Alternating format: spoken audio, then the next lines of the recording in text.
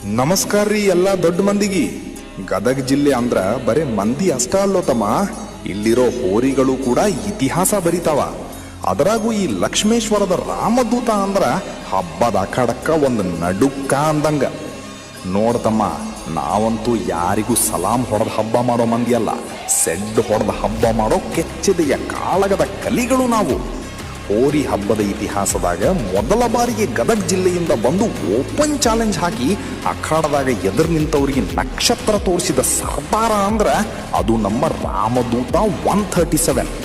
ಈ ಹೋರಿ ನೋಡಾಕ ಹೈಟ್ ಕಮ್ಮಿ ಇರಬಹುದು, ಆದರೆ ಇದರ ಫೈಟ್ ನೋಡಿದ್ರ ಎಂತ ಗಟ್ಟಿ ಗುಂಡಿಗೆ ಇರೋವನಿಗೂ ಒಮ್ಮೆ ಎದೆಯಾಗ ಬಸಕ್ಕಂತದ.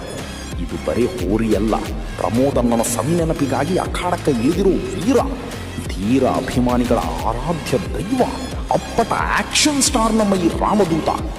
ಇಂಥ ನಮ್ಮ ನಾಡಿನ ಹೋರಿಗಳ ಕಥೆ ಕೇಳಬೇಕಂದ್ರ ನಮ್ಮ ಜವಾರಿ ಸಂಸ್ಕೃತಿ ಉಳಿಸೋಕ